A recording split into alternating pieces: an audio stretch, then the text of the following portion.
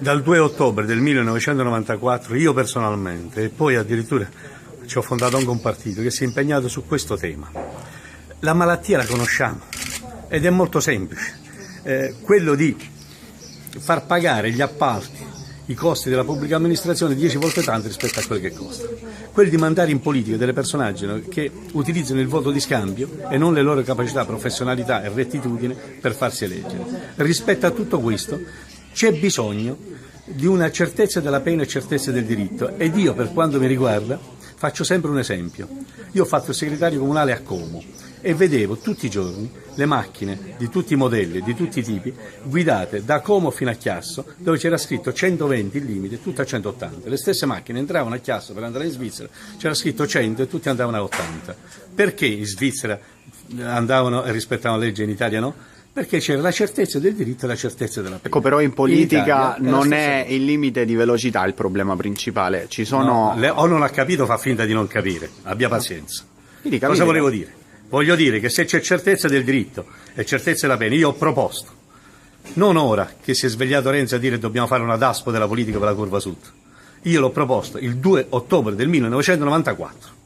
Ben 4 disegni di legge e ci sono stato anche processato perché allora era giudice e non mi dovevo permettere di interferire con la politica, e in quel contesto io ho proposto due cose molto semplici. Primo, alcune cose molto semplici. Primo, dopo la sentenza di primo grado, non deve più esserci i termini di prescrizione. Secondo, il reato di concussione per induzione è il reato principe, e questo l'hanno abolito, non abolirlo. Terzo, il reato di falso in bilancio è il reato presupposto che semmai deve essere aggravato, perché attraverso il falso in bilancio si procura la provvista per pagare le tangenti. Quarto, c'è niente da fare, bisogna fare una lotta in Unione Europea, ed questo è uno dei punti cardini che abbiamo noi come forza politica Italia dei Valori all'interno del Parlamento Europeo, stabilire un embargo commerciale, economico e finanziario con i cosiddetti paradisi fiscali, perché avere un paese al centro d'Europa come Liechtenstein e una città come Vaduz che ha 950 abitanti e 1050 banche,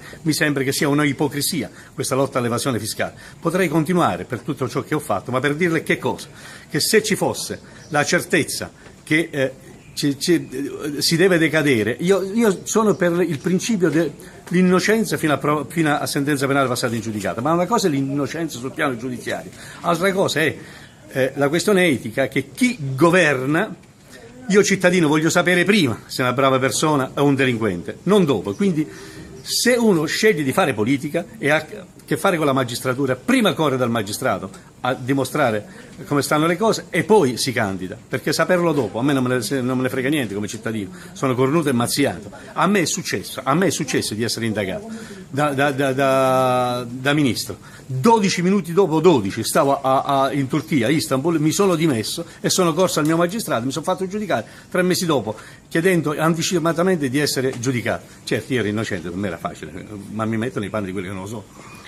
Io credo che in democrazia, quando si scioglie per qualsiasi ragione un organismo elettivo, la prima cosa che deve fare, bisogna nei 60 giorni successivi, e quindi nei 15-20 giorni successivi, indire nei 60 giorni successivi fare le elezioni. Questa idea qui, per esempio, in Calabria, che dimesso Scopelliti si aspetta e si dà in mano a commissari che non hanno né poteri né risorse né indicazioni necessarie per risolvere i problemi, quindi sull'emergenza, è un'idea che ancora una volta frena lo sviluppo e soprattutto mette in condizione gli altri di riorganizzarsi per rimettere in moto quel che già avevano messo in moto di male prima.